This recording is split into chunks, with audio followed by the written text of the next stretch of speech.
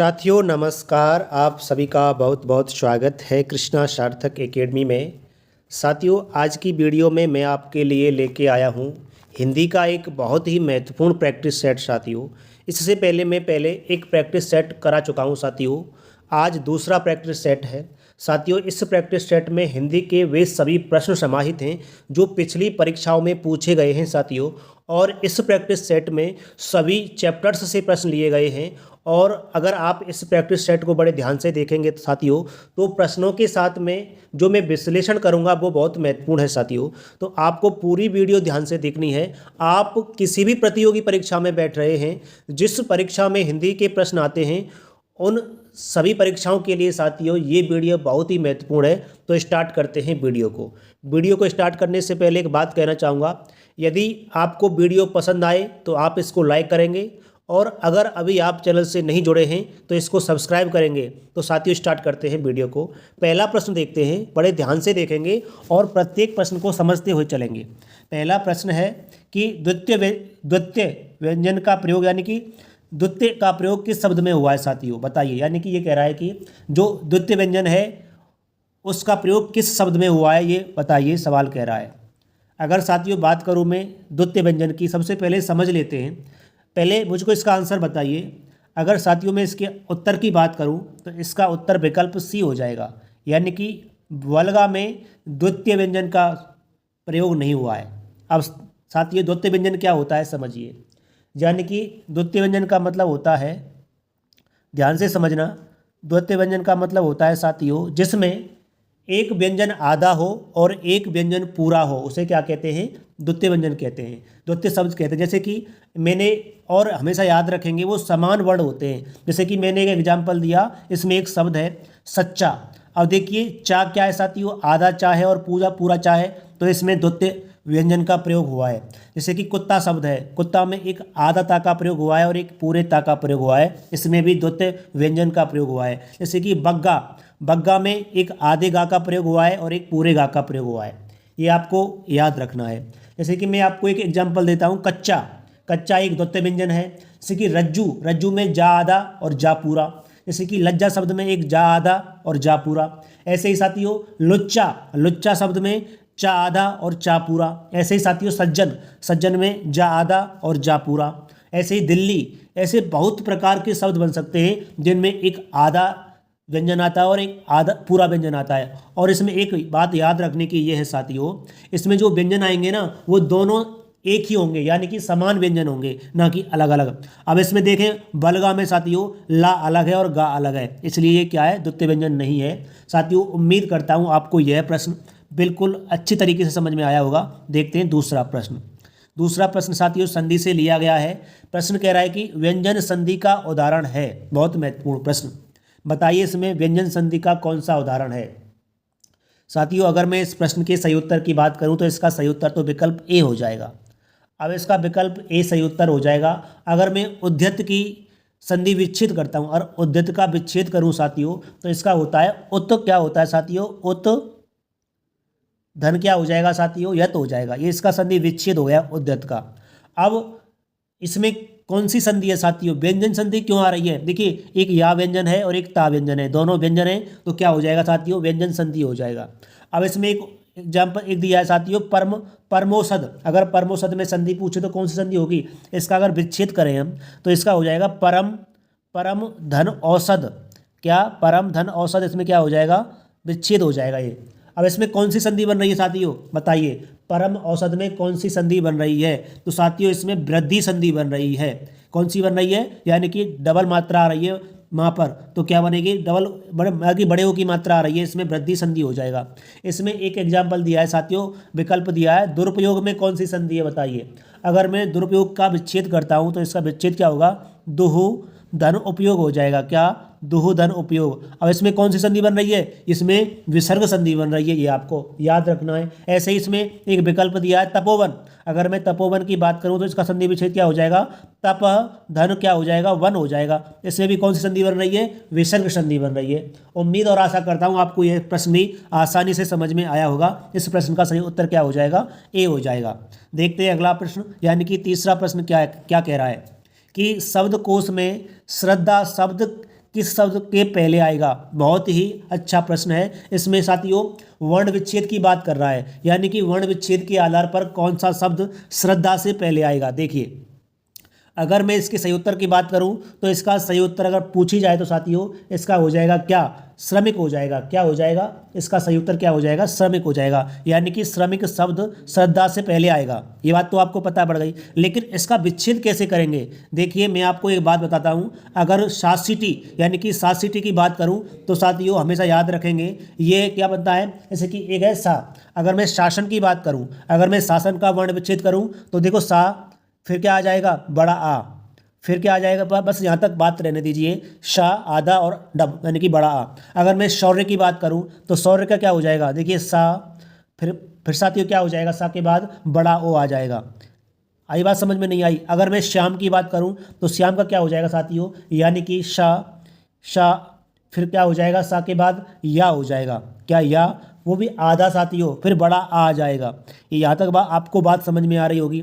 अगर बात करूँ श्रमिक की, अगर मैं श्रमिक की बात करता हूँ, इसका वर्ण विच्छेद करूँ तो क्या हो जाएगा? शा हो जाएगा। शा आधा प्लस रा हो जाएगा साथियों, आधा प्लस आ जाएगा। उसके बाद दा आ जाएगा साथियों, यानी कि उसके बाद क्या आ जाएगा? माँ आ जाएगा। माँ आ जाएगा, फिर साथियों क्या आ जाएगा? छोटी ई आ जाएगा। यहाँ तक बात समझ में आ रही होगी। अब कैसे पता करेंगे? देखिए, इसमें पूछ रहा है श्रद्धा। अगर मैं श्रद्धा का वर्ण विच्छेद करूं, देखिए जो श्रा होता है ना, वो एक क्या होता है? संयुक्त व्यंजन होता है। वह किससे मिलकर बनता है? सा सीटी से और रा से मिलकर बनता है शा साथियों। अब देखिए श्रद्धा का वर्ण विच्छेद क्या होगा? शा, रा, आ और दा होगा।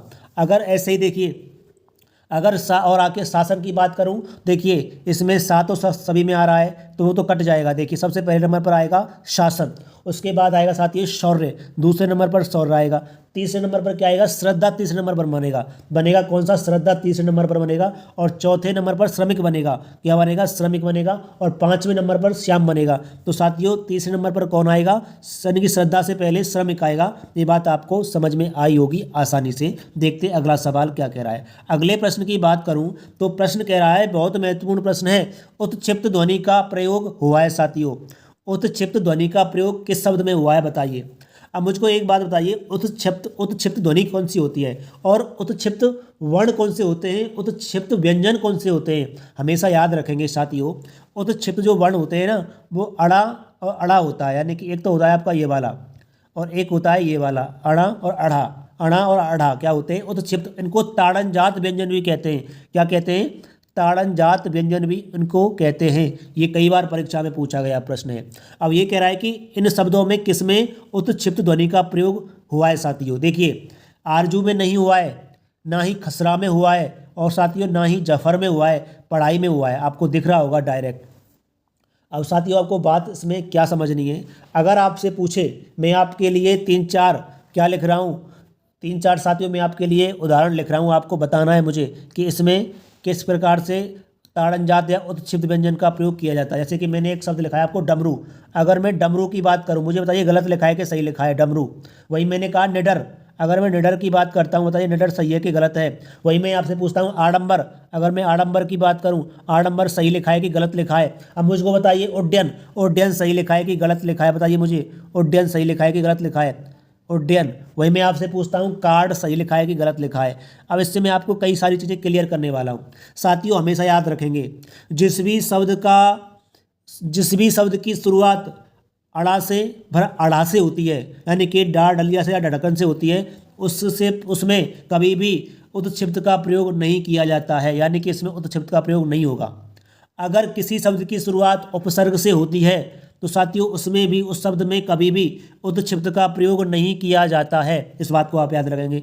और साथियों जिस शब्द में के यानी कि विसर्ग का प्रयोग हो, यानी कि अनुस्वार का प्रयोग पहले हो, चाहे वो यानी कि उत्क्षिप्त से पहले हो चाहे बाद में हो, तो उसमें भी साथियों किसका प्रयोग नहीं किया जाता है? उत्क्षिप्त वर्ण का प्रयोग नहीं किया जाता है। और जब कभी भी 2 उत्क्षिप्त वर्ण एक साथ में आए, उसमें भी साथियों उत्क्षिप्त का प्रयोग नहीं किया जाता है।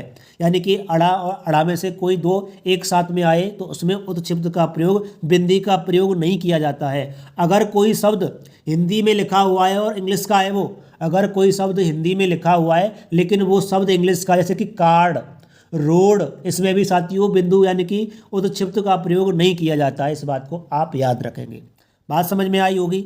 अब साथियों मुझको एक बात बताइए कि नुक्ता वाले वर्ण कौन कौन से होते हैं। अगर नुक्ता वाले वर्णों की बात करूं साथियों तो नुक्ता वाले वर्ण आपके होते हैं, एक सौ का होता है, इसके पहले नुक्ता लगा होता है, एक खा होता है, इसके पहले नुक्ता लगा होता है, एक गा होता है, इससे पहले भी नुक्ता का प्रयोग होता है, और एक साथियों क्या होता है, जा होता है, इससे पहले भी नुक्ता का प्रयोग होता है, और एक फा होता है, इससे पहले भी नुक्ता का प्रयोग होता है।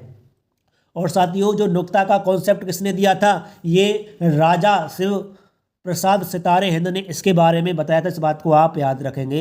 अगर मैं इस प्रश्न के सही उत्तर की बात करूं तो इसका सही उत्तर विकल्प सी हो जाएगा। यहाँ तक बात समझ में आई। देखते हैं अगला सवाल क्या कह रहा है। अगर अगले सवाल की बात करूं, बहुत महत्वपूर्ण प्रश्न है। प्रश्न कह रहा है कि स्वर रहित राग का प्रयोग हुआ है साथियों, यानी कि वह कौन सा प्रयोग है जिसमें राग का पूरे राग का प्रयोग नहीं हुआ है, बताइए मुझको। अगर बात करूं साथियों में इसमें सही उत्तर की, तो इसका सही उत्तर विकल्प बी हो जाएगा। जैसे कि पुनर्निर्माण में क्या नहीं हुआ है, राग का प्रयोग नहीं हुआ है, पूरे राग का प्रयोग नहीं हुआ है। अब साथियों मैं आपसे एक प्रश्न पूछता हूं कि मुझे ये बताइए कि राग के कितने रूप होते हैं। तो हमेशा आपको याद रखना है, राग के साथियों 3 रूप होते हैं। एक तो आपको होता है साधारण रा होता है, जो किससे बनता है, ये आधा रा और आ से मिलकर बनता है। एक तो ये यानी कि साधारण सामान्य रूप होता है रा का। वही मैं आपसे पूछूं, एक होता है यानी कि क्या, एक होता है पदेन रूप रा का। क्या होता है, पदेन रूप। अब पदेन रूप क्या होता है, जैसे कि मैं आपको एक एग्जाम्पल में लिखता हूँ क्रम। अगर मैं क्रम की बात करता हूँ तो ये क्या है, पदेन रूप है।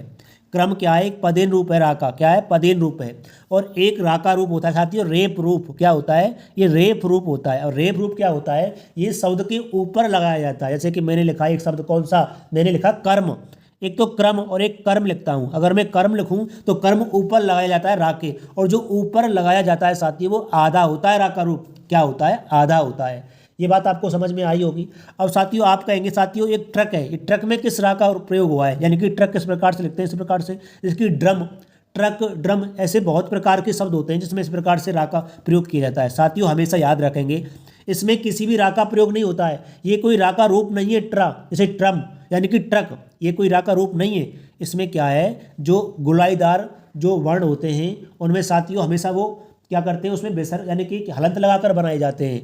गोलाई वाले वर्ण हमेशा, व्यंजन हमेशा हलंत लगाकर बनाए जाते हैं। और अगर इनमें रा लगाना है तो इधर से, जैसे कि मैंने लिखा टा, इसको इस प्रकार से लिखेंगे टा को हम, लेकिन इसमें रा करना है तो इस प्रकार से लगा देंगे। इसलिए साथियों ये रा का कोई स्पेशल रूप नहीं होता है। इस बात को आप याद रखेंगे। तो इसका सही उत्तर क्या हो जाएगा, बी हो जाएगा। त्राटक है, आप कहेंगे सर त्राटक में किस रा का प्रयोग हुआ है। साथियों ता, त्रिशूल हमेशा ता और रा से मिलकर बनता है। ये एक संयुक्त व्यंजन होता है, इसमें किसी भी रा का प्रयोग नहीं हुआ है। अब शत्रु है, इसमें ता है, ता हमेशा ता और रा से मिलकर बनता है। ये एक संयुक्त व्यंजन होता है। ये बात आपको याद रखनी है। देखते हैं अगला प्रश्न क्या कह रहा है। छठवें प्रश्न की बात करें। प्रश्न कह रहा है कि निम्नलिखित में से देशज शब्द है। बहुत महत्वपूर्ण प्रश्न। बताइए इसमें कौन सा देशज शब्द है, यानी कि वत्स, पछतावा, नारियल और रेवड़। यानी कि देशज शब्द किसे कहते हैं, ऐसे शब्द साथियों जिनकी उत्पत्ति का कुछ पता नहीं है, उसे क्या कहते हैं, देशज शब्द कहते हैं। जैसे कि इसमें इसका सही उत्तर साथियों विकल्प डी हो जाएगा। यानी कि रेवड़ एक क्या है, देशज शब्द है। इसका अर्थ क्या होता है रेवड़ का, रेवड़ का अर्थ होता है साथियों झुंड। क्या होता है, ये झुंड होता है इसका अर्थ। ये बात आपको याद रखनी है। इसका सही उत्तर क्या हो जाएगा, डी हो जाएगा। क्या हो जाएगा, डी हो जाएगा। अब देखिए साथियों इसमें एक शब्द है वत्स। अगर वत्स की बात करूं साथियों, ये क्या है, तत्सम शब्द है। क्या है, तत्सम। तत्सम शब्द क्या होते हैं, वो संस्कृत से लिए गए शब्द होते हैं।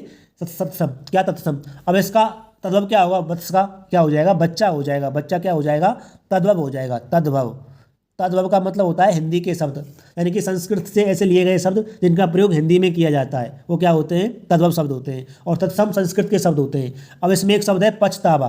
पछतावा साथियों एक तद्भव शब्द है। इसका तत्सम क्या बनेगा, इसका तत्सम बनेगा क्या, पश्चाताप। क्या बनेगा, पश्चाताप बनेगा। जैसे नारियल शब्द है, नारियल एक साथियों तद्भव शब्द है। इसका तत्सम क्या बनेगा, नारिकेल बनेगा। ये बात आपको याद रखनी है। यहाँ तक बात समझ में आई। अगला प्रश्न देखते हैं साथियों। उम्मीद कर रहा हूँ आपको ये सभी प्रश्न समझ में आ रहे होंगे।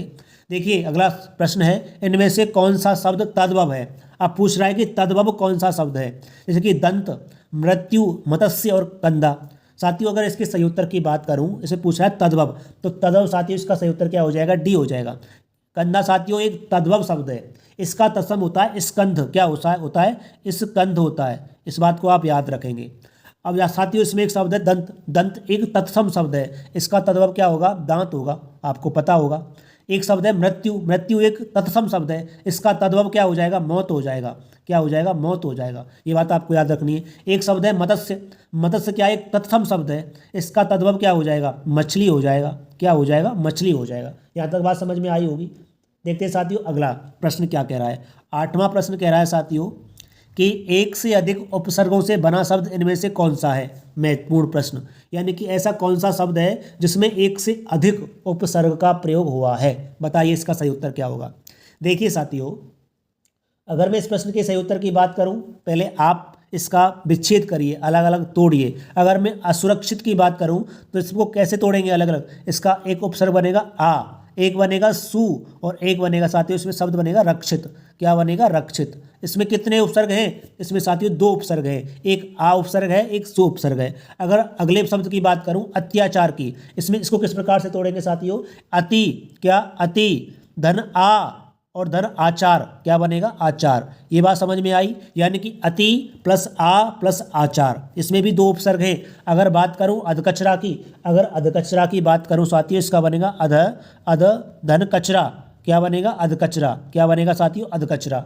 इसमें कितने उपसर्ग हैं, इसमें केवल 1 उपसर्ग है। अगर बात करूं पर्यावरण की, इसको किस प्रकार से तोड़ेंगे, परि, क्या बनेगा, परि, धन आ और धन वर्ण साथियों, इसमें भी 2 उपसर्गों का प्रयोग हुआ है। अब प्रश्न क्या पूछ रहा है कि एक से अधिक उपसर्गों से बना इनमें से कौन सा शब्द है।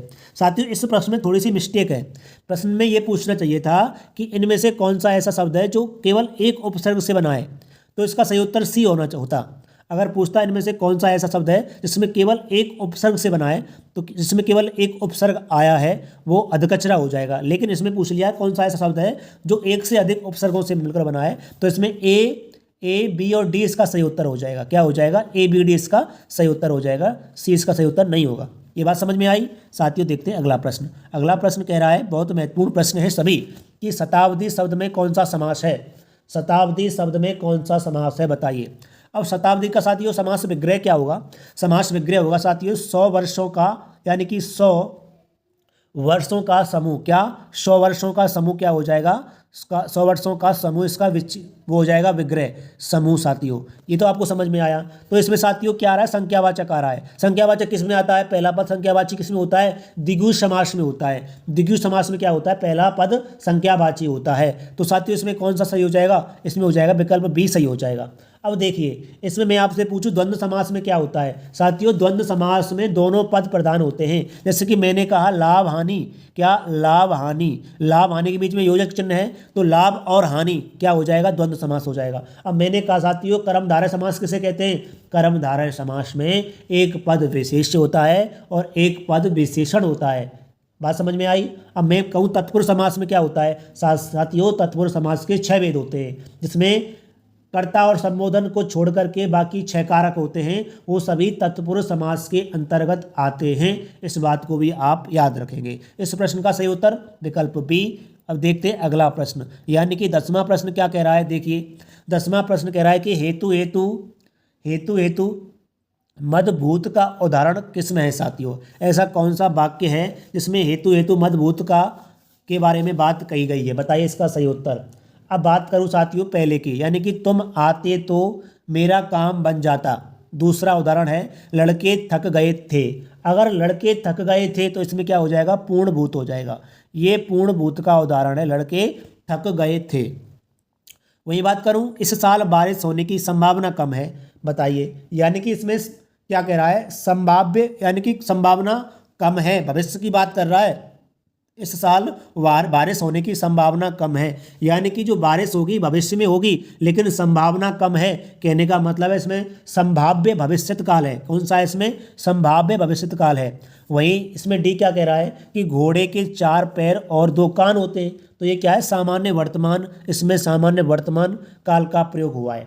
अगर इसके सही उत्तर की बात करूं, हेतु हेतु मदभूत का है कि तुम आते तो, कहने का मतलब है इसमें तो आ गया, और तो का मतलब है एक उपवाक्य दूसरे उपवाक्य पर निर्भर है, तुम आते तो मेरा काम बन जाता। तो इसका सही उत्तर क्या हो जाएगा साथियों, विकल्प ए हो जाएगा, आपको याद रखना है। देखते हैं 11वां प्रश्न। 11वें प्रश्न की बात करता हूं कि निम्न में से विशेषण का उदाहरण नहीं है साथियों, बताइए इसका सही उत्तर।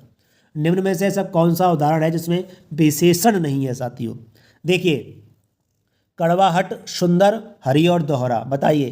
देखिए, सुंदर की बात करूं, सुंदर घर, सुंदर दृश्य, हरी घास, दोहरा शतक, तेरा शतक, ये सभी क्या है साथियों, ये सभी विशेषण के उदाहरण हैं। लेकिन ये कह रहा है कि विशेषण इनमें से कौन सा नहीं है। तो साथियों कड़वाहट, कड़वाहट क्या है, कड़वाहट साथियों एक भाववाचक संज्ञा है। अब कड़वाहट किससे मिलकर बना है, कड़वाहट साथियों, कड़वा एक विशेषण है, इससे मिल बन करके क्या बना है, भाववाचक संज्ञा बना है कड़वाहट। जितने भी प्रत्यय वाले शब्द होते हैं, आहट वाले प्रत्यय होते हैं, वो सभी साथियों क्या होते हैं, भाववाचक संज्ञा होते हैं। तो इसका सही उत्तर विकल्प में ए हो जाएगा। बात समझ में आई होगी। और सभी क्या है साथियों इसमें, ये सुंदर, हरी और दोहरा, ये सभी क्या है, ये सभी विशेषण हैं। देखते हैं अगला प्रश्न।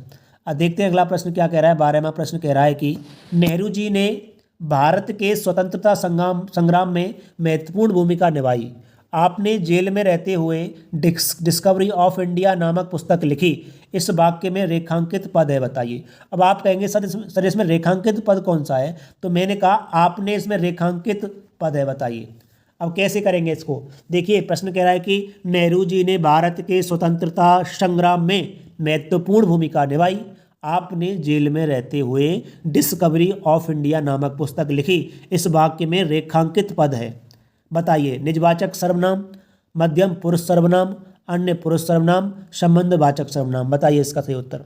अब आप लगाएंगे साथियों, मुझे बिल्कुल पता है कि आप भला तो जग भला, आप लगाएंगे इसमें निजवाचक सर्वनाम, लेकिन साथियों हमेशा याद रखेंगे इसमें निजवाचक सर्वनाम नहीं होगा। क्यों नहीं होगा, देखिए नेहरू जी के बारे में बात की जा रही है। मैं कह रहा हूं आपसे कि नेहरू जी ने भारत के स्वतंत्रता संग्राम में महत्वपूर्ण भूमिका निभाई। आपने जेल में रहते हुए डिस्कवरी ऑफ इंडिया नामक पुस्तक लिखी। यानी कि मैं एक क्या हूं, वक्ता हूं। मैं किससे कह रहा हूं, तुमसे कह रहा हूं। मैं एक वक्ता हूं, मैं तुमसे कह रहा हूं, तुम श्रोता हो। और किसके बारे में कह रहा हूं, जवाहरलाल नेहरू के बारे में कह रहा हूं। तो इसमें क्या हो जाएगा, अन्य पुरुषवाचक सर्वनाम हो जाएगा। मैं वक्ता हूं, मैं कह रहा हूं, किससे कह रहा हूं, तुमसे कह रहा हूं, तुम कौन है, श्रोता। और किसके बारे में कह रहा हूं, किसी तीसरे पुरुष के, किसी तीसरे व्यक्ति के बारे में कह रहा हूं। तो क्या हो जाएगा, अन्य पुरुषवाचक सर्वनाम इसका सही उत्तर होगा। बात समझ में आई। देखते हैं अगला प्रश्न। देखते हैं अगला प्रश्न क्या कह रहा है। अगला प्रश्न कह रहा है कि निम्नलिखित में से किस विकल्प में सभी शब्द व्यक्तिवाचक संज्ञाएं हैं, बताइए। बहुत महत्वपूर्ण प्रश्न। ये कह रहा है कि निम्नलिखित में से किस शब्द में सभी व्यक्तिवाचक संज्ञाएं हैं। पहला विकल्प ममता, बैल, राधेश्याम। दूसरा विकल्प राधेश्याम, पन्नालाल, हिमालय। तीसरा विकल्प आम, साधना, ऊंचाई। चौथा विकल्प गाय, मूर्खता और चालाकी। बताइए इसका सही उत्तर। देखिए साथियों, इसमें पूछ रहा है कि सभी शब्द व्यक्तिवाचक संज्ञाएं होने चाहिए। देखिए ममता की बात करूं, ये मम नामक सर्वनाम से मिलकर बनाया साथियों। ये क्या है, एक भाववाचक संज्ञा है ममता। ममता को देख सकते हो, ममता को छू सकते हो, ममता को प्लेट में परोस सकते हो, बिल्कुल नहीं। जिसको प्लेट में नहीं परोस सकते, जिसको देख नहीं सकते, जिसको छू नहीं सकते, जिसको केवल महसूस कर सकते हैं, उसे क्या कहते हैं, भाववाचक संज्ञा कहते हैं। अब बैल है साथियों, बैल तो बहुत होते हैं, बैल को देख सकते हैं, जातिवाचक संज्ञा है। राधेश्याम है, राधेश्याम किसी व्यक्ति का नाम है, व्यक्तिवाचक संज्ञा है। इसमें सभी नहीं है साथियों। अब देखिए राधेश्याम, पन्नालाल, हिमालय। राधेश्याम किसी व्यक्ति का नाम है, पन्नालाल किसी व्यक्ति का नाम है, हिमालय साथियों अकेला है, व्यक्तिवाचक संज्ञा है। इसका सही उत्तर विकल्प बी हो जाएगा। आम क्या है, आम एक जातिवाचक संज्ञा का उदाहरण है। साधना, ऊंचाई, ये सभी भाववाचक संज्ञा हैं। गाय क्या है साथियों, गाय जातिवाचक संज्ञा है। मूर्खता और चालाकी ये भाववाचक संज्ञा हैं। ये बात आपको याद रखनी है। देखते हैं अगला सवाल। 14वां प्रश्न क्या कह रहा है, इति और इति युग्म का सही अर्थ क्या है, बताइए। ये समश्रुत भिन्नार्थक शब्द हैं साथियों। सुनने में एक जैसे लगते हैं, लेकिन इनके अर्थ होते हैं वो अलग अलग होते हैं। बताइए इसका सही उत्तर क्या होगा। इति और इति में देखिए साथियों, इति का मतलब क्या होता है। अगर इति की बात करूं साथियों, इति का मतलब होता है कि इतिश्री एक शब्द होगा, सुना होगा आपने, इतिश्री। इतिश्री का मतलब होता है समापन या फिर समाप्त। क्या होता है? समापन। एक शब्द होता है श्री गणेश। क्या होता है? श्री गणेश। श्री गणेश का मतलब होता है उद्घाटन यानी कि शुरुआत। ये बात समझ में आई। अब देखिए इति का मतलब क्या होता है? समाप्त। समाप्त इसमें है, समाप्त इसमें भी है, लेकिन इति की बात करूं तो साथियों इति का मतलब क्या होता है? इति का मतलब होता है विघ्न यानी कि बाधा डालना। तो इसका सही उत्तर विकल्प डी हो जाएगा। ये बात आपको याद रखनी है। अब देखते हैं अगला सवाल। अगला 15वां सवाल क्या कह रहा है? 15वां प्रश्न कह रहा है सृष्टि का विलोम क्या है बताइए। सृष्टि का विलोम बताइए मुझको। साथियों अगर इस प्रश्न के सही उत्तर की बात करूं तो इसका सही उत्तर विकल्प सी हो जाएगा, यानी कि सृष्टि का विलोम क्या होता है? प्रलय होता है। क्या होता है? प्रलय। यानी कि सृष्टि का मतलब होता है निर्माण, सृजन।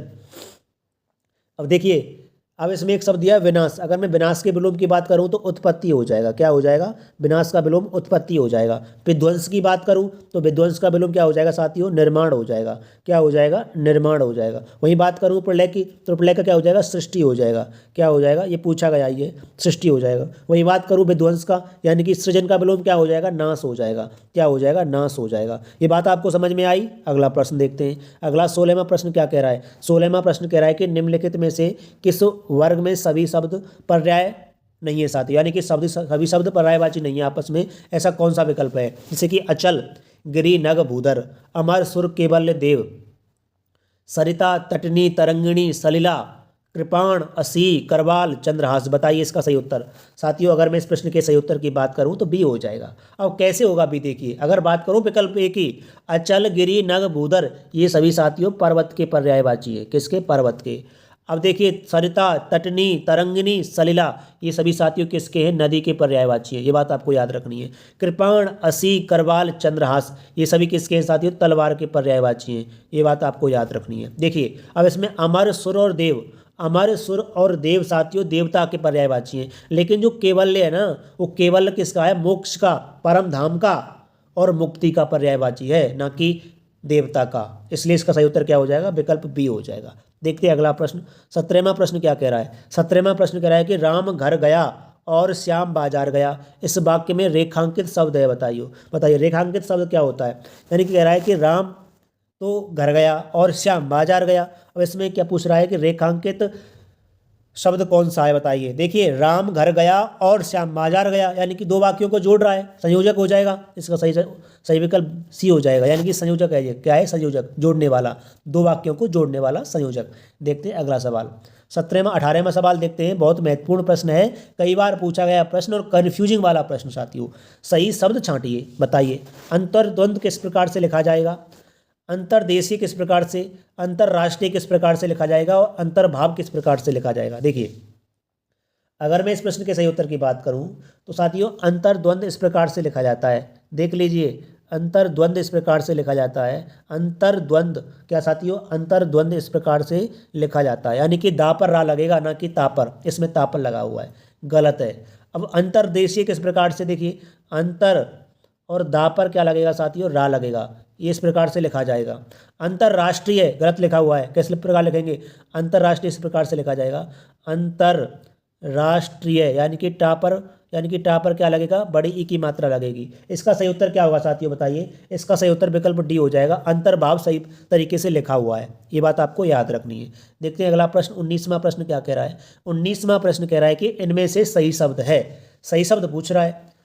जलूस, आप्लावित, पारितोषक और अतिशयोक्ति। बहुत महत्वपूर्ण प्रश्न, कई परीक्षाओं में पूछा गया प्रश्न कि अतिशयोक्ति किस प्रकार से लिखा जाएगा। देखिए इसमें एक शब्द लिखा है जुलूस, जलूस लिखा है। जुलूस, जलूस, जुलूस ऐसे लिखा जाता है, जुलूस यानी कि जुलूस, इस प्रकार से जुलूस लिखा जाता है, गलत लिखा हुआ है।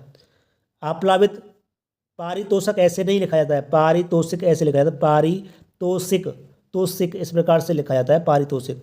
अतिशयोक्ति किस प्रकार से लिखा जाएगा? अतिशय धन उक्ति, इस प्रकार से अतिशयोक्ति, क्या अतिशयोक्ति इस प्रकार से लिखा जाता है, आप याद रखना। इसका सही उत्तर क्या होता है? होगा आप्लावित। आप्लावित सही लिखा हुआ है। आप्लावित का अर्थ क्या होता है साथियों? आप्लावित का अर्थ होता है क्या? आप्लावित का अर्थ क्या होता है बताइए मुझको। आप्लावित का अर्थ बताइए जल्दी से। आप्लावित का अर्थ होता है साथियों डूबा हुआ, क्या? डुबाया हुआ, क्या? डुबाया हुआ। देखते हैं 20वां प्रश्न क्या कह रहा है। 20वें प्रश्न की बात करें साथियों, जिसमें अपमान का भाव हो वह हंसी क्या कहलाती है? बताइए, बहुत महत्वपूर्ण प्रश्न। जिसमें अपमान का भाव हो वह हंसी क्या कहलाती है, बताइए साथियों। अगर मैं इसके सही उत्तर की बात करूं, इसका सही उत्तर तो विकल्प डी हो जाएगा।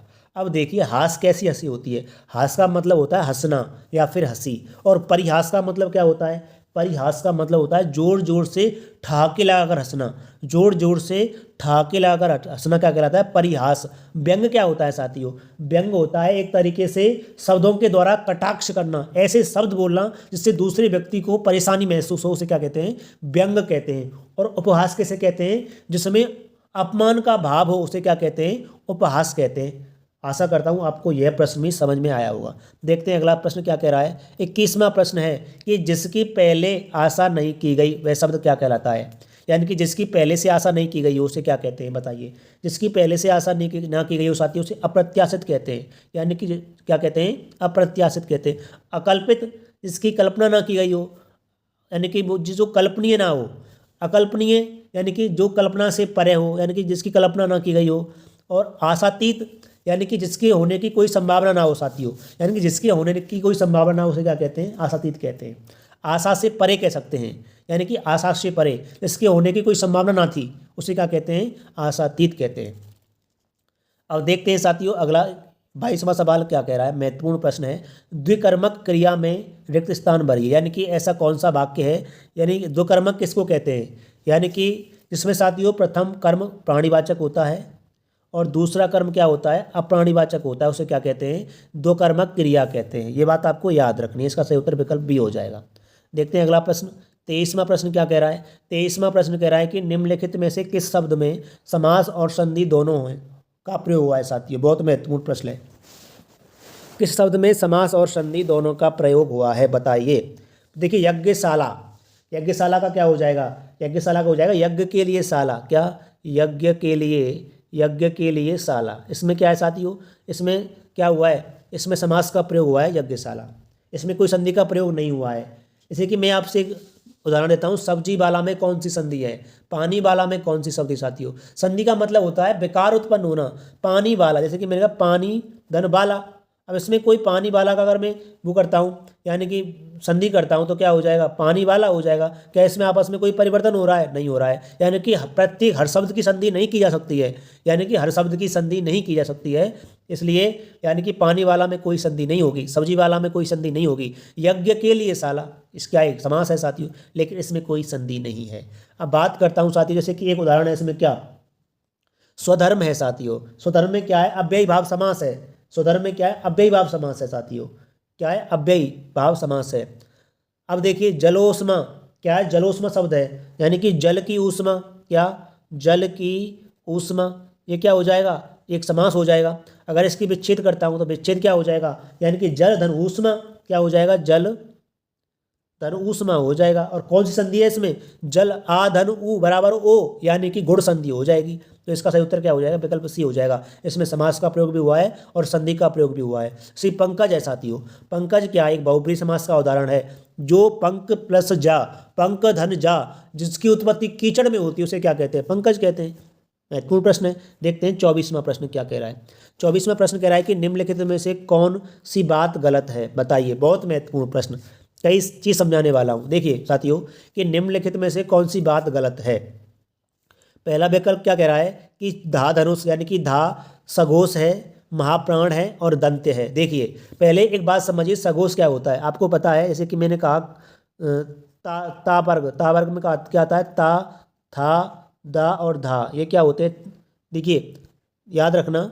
देखिए ता वर्ग में क्या आता है, ता, था, दा और धा आता है। इसमें किस में आते हैं, ता वर्ग में आते हैं। मैं बात करूं बाकी, बाकी इसमें आता है पा वर्ग में। पा वर्ग में कौन कौन से आते हैं, पा, फा, बा और भा, ये सभी किस में आते हैं। और माँ भी आता है साथियों, और ना भी आता है ता वर्ग में। ये सभी किस में आते हैं, पा वर्ग में आते हैं। चा वर्ग में क्या आता है साथियों, यानी कि चा, चा में चा, छा, जा, झा और अइया, ये किस में आते हैं साथियों, ये चा वर्ग में आते हैं। अब का वर्ग में कौन कौन से आते हैं, का, खा, गा, घा और अणा, ये किस में आते हैं साथियों, का वर्ग में आते हैं। अब पूछ क्या रहा है, पूछ रहा है कि निम्नलिखित में से कौन सी बात गलत है। धा सघोष होता है। देखिए साथियों सघोष और अघोष कौन कौन से होते हैं और अल्प प्राण और महाप्राण कौन कौन से होते हैं। किसी भी वर्ग का पहला वर्ण और दूसरा वर्ण क्या होता है? अघोष होता है। किसी भी वर्ग का पहला वर्ण और दूसरा वर्ण अघोष होता है। तीसरा, चौथा, पांचवा ये सघोष होता है। किसी भी वर्ग का पहला, तीसरा और पांचवा अल्प प्राण होता है। दूसरा और चौथा क्या होता है? महाप्राण होता है। अब देखिए धा धनुष क्या है। धा क्या है साथियों? ये ता था दा, ये चौथा है साथियों। कहने का मतलब चौथा है। ये चौथा सघोष होता है कि अघोष होता है? बिल्कुल सही साथियों। जो चौथा होता है ना वो क्या होता है? ये चौथा जो होता है वो महाप्राण होता है। क्या होता है? महाप्राण तो ये है। दंत होता है, दंत भी होता है तावर्ग। सघोष होता है क्या? सघोष भी होता है साथियों। क्या होता है? सघोष भी होता है। लेकिन बात करते हैं बाकी। पा फा बा की बात करें तो तीसरा है ये। तीसरा क्या होता है? सघोष क्या होता है साथियों? तीसरा सघोष होता है क्या? तीसरा सघोष होता है। सघोष तीसरा होता है। ओष्ठ होता है, ओष्ठ भी होता है। महाप्राण होता है तीसरा। महाप्राण नहीं होता है। महाप्राण नहीं होता है। महाप्राण नहीं होता है। गलत बात पूछ रहा है। महाप्राण नहीं होता है, इसलिए ये गलत हो जाएगा। इसलिए इसका सही उत्तर क्या हो जाएगा? बा हो जाएगा। बात समझ में आई होगी। जैसे चा वर्ग है तो चा वर्ग क्या है साथियों? चा वर्ग तालु से होता है। ये बात बिल्कुल सही है। अघोष होता है। अघोष कौन सा होता है? 1 और 2 होता है। पहले नंबर पर है, ये भी हो जाएगा अघोष। अल्प प्राण होता है। अल्प प्राण 1, 3, 5 होते हैं, तो 1, 3, 5 अल्प प्राण है। ये भी सही है, ये भी सही है। अब देखिए खा, देखिए खा। खा क्या होता है? का खा महाप्राण है साथियों, दूसरे पर आया है। अघोष होता है। अघोष होता है, दूसरे पर आता है। कंठे होता है, बिल्कुल सही बात है, ये भी सही है। इसका सही उत्तर विकल्प क्या हो जाएगा? बी हो जाएगा। ये बात बिल्कुल गलत है। बात समझ में आई होगी, बड़ी डिटेल में कराई है मैंने। देखिए 25वां प्रश्न क्या कह रहा है। 25वें प्रश्न की बात करें, जैसे कि पीयूष राम को पीट रहा है, रेखांकित शब्द में कारक है। इसमें रेखांकित साथियों पीयूष है। पीयूष में कारक बताइए। देखिए साथियों पीयूष में अगर कारक यानी कि कर्ता ने कर्म को करता है साथियों पीयूष इसमें, तो इसका सही उत्तर विकल्प बी हो जाएगा। बात समझ में आई होगी आपको। देखते हैं अगला 26वां प्रश्न क्या कह रहा है। 26वां प्रश्न कह रहा है कि किस वाक्य में निपात का प्रयोग नहीं हुआ है। अब निपात किसे कहते हैं? मैंने कल के प्रैक्टिस सेट में भी आपको बताया था कि निपात कैसे शब्द होते हैं। निपात साथियों ऐसे होते हैं जो वाक्य में जोर डालते हैं, किसी बात को जोर के साथ में कहते हैं। जैसे कि बात अपने तक ही रखना, यानी कि ही शब्द आ गया, इसमें ही क्या निपात है। शीला तो बीमार है, इसमें तो एक निपात है। तुम भी चले जाओ, भी इसमें एक निपात है। मैं कल जयपुर गया था, इसमें किसी भी निपात का प्रयोग नहीं हुआ है। प्रश्न कह रहा है कि किस वाक्य में निपात का प्रयोग नहीं हुआ है, तो इसमें विकल्प डी में निपात का प्रयोग नहीं हुआ है। निपात कौन कौन से शब्द होते हैं? ही, तो, भी, ये सभी क्या होते हैं? ये निपात वाले शब्द होते हैं। इस बात को आप याद रखेंगे। देखते हैं अगला सवाल क्या कह रहा है, यानी कि 27वां सवाल कह रहा है कि तिरस्कार सूचक अव्यय कौन सा है, बताइए। महत्वपूर्ण प्रश्न है। तिरस्कार का मतलब होता है अपमान सूचक शब्द कौन कौन से होते हैं। देखिए इसमें छी, ये क्या है? छी, दत्त, छी, दत्त, हट, ये सभी के शब्द होते हैं, तिरस्कार सूचक होते हैं। इसका सही उत्तर विकल्प सी हो जाएगा। देखते हैं अगला प्रश्न 28वां क्या कह रहा है। 28वां प्रश्न कह रहा है कि ध्यानपूर्वक शब्द है। ध्यानपूर्वक कैसा शब्द है साथियों? क्रिया विशेषण पूछ रहा है, कैसा शब्द है? परिमाणवाचक क्रिया विशेषण है, कालवाचक क्रिया विशेषण है, स्थानवाचक क्रिया विशेषण है, या फिर रीतिवाचक क्रिया विशेषण है। ये साथियों ध्यानपूर्वक कैसा है? रीतिवाचक है। ये क्रिया के बारे में बताता है, क्रिया का एक प्रकार होता है। रीतिवाचक क्रिया विशेषण क्या होता है? क्रिया का एक प्रकार होता है। ये बात आपको याद रखनी है। देखते हैं अगला सवाल 29वां प्रश्न क्या कह रहा है। 29वां प्रश्न कह रहा है कि सकर्मक क्रिया वाला वाक्य छांटिए, यानी कि जिसमें सकर्मक क्रिया है। राजू सदा रोता रहता है, हरीश बस पर चढ़ गया, कैलाश छत से गिर गया, सतीश ने केले खरीदे। बताइए इसका सही उत्तर। देखिए सकर्मक और अकर्मक क्रिया क्या होती है। जिसमें कर्म होता है उसे सकर्मक कहते हैं, जिसमें कर्म नहीं होता है उसे अकर्मक कहते हैं। देखिए कर्म का पता हमेशा कर्ता और क्रिया से लगाते हैं। कर्ता को उठा लीजिए और क्रिया को उठा लीजिए, दोनों के बीच में क्या का जवाब कर दीजिए। अगर क्या का जवाब, अगर क्या प्रश्न देखिए कर्ता उठाइए, क्रिया उठाइए और दोनों के बीच में क्या का सवाल कर दीजिए। अगर क्या का सवाल अगर उत्तर में आ जाता है तो वो क्या होता है? वो एक साथियों सकर्मक क्रिया होती है। अगर क्या का सवाल सही तरीके से नहीं आता है तो वो एक अकर्मक क्रिया होती है। जैसे कि राजू सदा रोता रहता है। राजू रोता रहता है, राजू क्या रोता है? क्या रोता है? रोना कोई मतलब कोई चीज़ थोड़ी है, क्या रोता है? तो ये क्या है? एक अकर्मक क्रिया है, ये अकर्मक क्रिया है। वहीं हरीश बस पर चढ़ गया, हरीश क्या चढ़ गया? पता नहीं क्या चढ़ गया, ये भी गलत है। कैलाश छत से गिर पड़ा, कैलाश क्या गिर पड़ा? क्या गिर पड़ा? पता नहीं क्या गिर पड़ा। अगला सवाल, अगला है विकल्प सतीश ने केले खरीदे। सतीश ने क्या खरीदे? सतीश ने क्या खरीदे? सतीश ने केले खरीदे। क्या का सही जवाब मिल रहा है? सतीश ने क्या खरीदे? सतीश ने केले खरीदे। इसका सही उत्तर क्या हो जाएगा? विकल्प डी हो जाएगा। यानी कि सकर्मक क्रिया वाला कौन सा उदाहरण है इसमें, डी इसका सही उदाहरण हो जाएगा। देखते हैं 30वां प्रश्न। 30वां प्रश्न क्या कह रहा है, 30वां प्रश्न कह रहा है कि कविता के नए प्रतिमान के रचनाकार कौन है, बताइए। महत्वपूर्ण प्रश्न साथियों। इस प्रश्न का सही उत्तर विकल्प सी हो जाएगा। क्या हो जाएगा, डॉक्टर नामवर सिंह क्या है, कविता के नए प्रतिमान के रचनाकार हैं। बात समझ में आई। अब साथियों इस नामवर सिंह को 1971 में, कब, 1971 में साहित्य अकादमी पुरस्कार भी दिया जा चुका है। साहित्य अकादमी पुरस्कार कब, 1971 में डॉक्टर नामवर सिंह को। ये बात आपको याद रखनी है। देखते हैं अगला प्रश्न क्या कह रहा है, यानी कि 31वां प्रश्न कह रहा है कि अर्धनारीश्वर के रचनाकार हैं।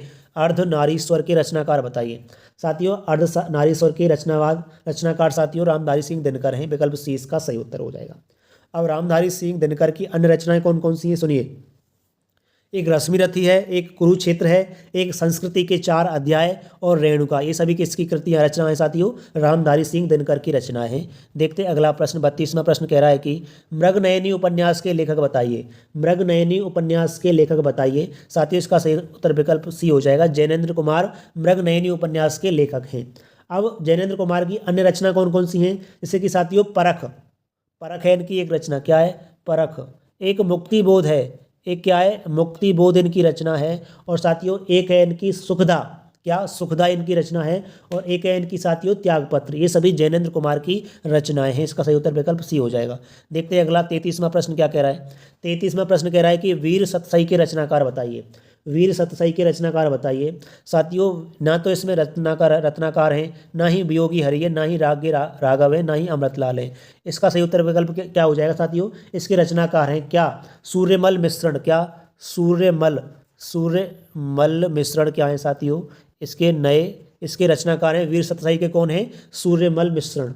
वहीं साथियों देखते अगला प्रश्न, यानी कि 34वां प्रश्न कह रहा है कि शेष कादंबरी के रचनाकार बताइए। शेष कादंबरी के रचनाकार साथियों डी हो जाएगा, अलका सरावगी। कौन है, अलका सरावगी। अब देखिए नरेश मेहता की बात करूं तो नरेश मेहता की कृति कौन कौन सी रचना, डूबते मस्तूल, अरण्या और 2 एकांत, ये सभी किसकी हैं, नरेश मेहता की है। वहीं हजारी प्रसाद द्विवेदी की बाणभट्ट की आत्मकथा, कोटज, अनामदास का पोथा और पुनर्नवा साथियों, पुनर्नवा किसकी है, ये हजारी प्रसाद द्विवेदी की है। बाणभट्ट की साथियों कादंबरी, क्या, कादंबरी। लेकिन शेष कादंबरी अलका सरावगी। देखते हैं 35वां प्रश्न क्या कह रहा है। 35वां प्रश्न कह रहा है कि राग दरबारी के लेखक बताइए। यानी कि राग दरबारी के लेखक कौन है साथियों, राग दरबारी के लेखक श्रीलाल शुक्ल हैं। कौन है, श्रीलाल शुक्ल। वही बात करूँ राई मासूम रजा की, इनकी रचना साथियों आधा गांव, ओस की बूंद, ये किसकी है, राई मासूम रजा की। वहीं बात करूं हरिशंकर परसाई की तो इनकी रचनाएं साथियों महत्वपूर्ण रचना है। प्रेमचंद के फटे जूते किसकी है, हरिशंकर परसाई की है। वहीं निठल्ले की डायरी, ये भी हरिशंकर परसाई की है। ये बात भी आपको याद रखनी है। देखते हैं 36वां प्रश्न क्या कह रहा है। 36वां प्रश्न कह रहा है कि निम्न इन पंक्तियों में कौन सा अलंकार है। माली आवत देख कलियन करी पुकार, फूले फूले चुन लियो कली हमारी बार। क्या, कल हमारी बार।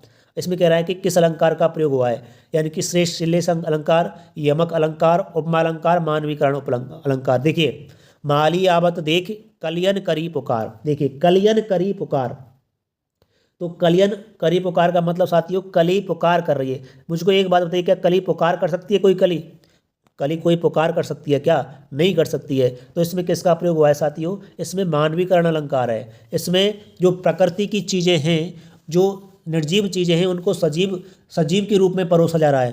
तो क्या कहलाता है, मानव के रूप में इसको परोसा जाता है। जैसे कि कोई कली पुकार थोड़ी कर सकती है, तो इसमें एक मानव की संज्ञा, मानव का दर्जा दिया जा रहा है कली को, तो क्या है, मानवीकरण अलंकार है। बात आपको याद रखेंगे। आप कह रहे हो साथियों कि फूले फूले आप कह रहे होंगे इसमें यमक अलंकार हो सकता है। नहीं, यमक अलंकार में क्या होता है कि शब्द तो एक जैसे होते हैं लेकिन उसके अर्थ होते हैं ना, वो अलग अलग होते हैं। लेकिन इसमें अलग अलग अर्थ नहीं है। फूले फूले चुन लियो, यानी कि फूले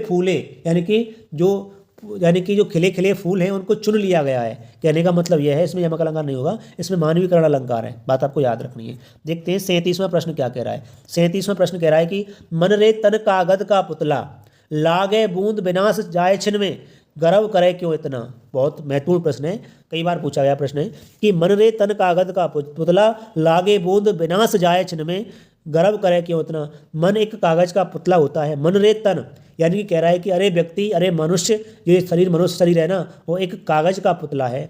लागे बूंद, अगर इस पर पानी की बूंद डल जाए ना तो एक पल में इसको खत्म किया, पानी से एक पल में खत्म हो जाएगा।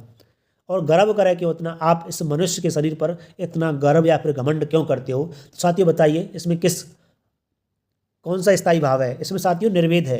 निर्वेद किसका स्थायी भाव होता है, शांत रस का। किसका होता है, ये शांत रस का स्थायी भाव होता है। वही जुगुप्सा किसका होता है साथियों, ये घृणा का होता है। घृणा का। रति श्रृंगार का होता है। उत्साह ये वीर रस का स्थायी भाव होता है। आपको साथियों मैंने हिंदी का एक महत्वपूर्ण प्रैक्टिस सेट कराया, 37 प्रश्न कराए। साथियों इन प्रश्नों में मैंने पूरी हिंदी के जितने भी अध्याय हैं उनको समेट कर रख दिया है। केवल प्रश्न नहीं कराए, मैंने प्रत्येक प्रश्न का डिटेल से विश्लेषण किया है। यदि आपको यह वीडियो पसंद आई है तो आप इसको सब्सक्राइब कर लीजिए, चैनल को, वीडियो को लाइक कर दीजिए। इसी प्रकार मैं आपके लिए प्रैक्टिस सेट लाता रहूँगा। आप सपोर्ट करेंगे साथियों तो आपको हिंदी के कहीं से भी डिटेल से पढ़ने की आवश्यकता नहीं है। आप प्रश्नों के माध्यम से पूरी हिंदी को और उसके साथ साहित्य को भी पढ़ रहे हैं साथियों। फिर मिलूंगा एक अगले प्रैक्टिस सेट में। तब तक के लिए व्यस्त रहिए, मस्त रहिए, स्वस्थ रहिए और अपनी पढ़ाई को लगातार करते रहिए साथियों। जय हिंद, जय भारत।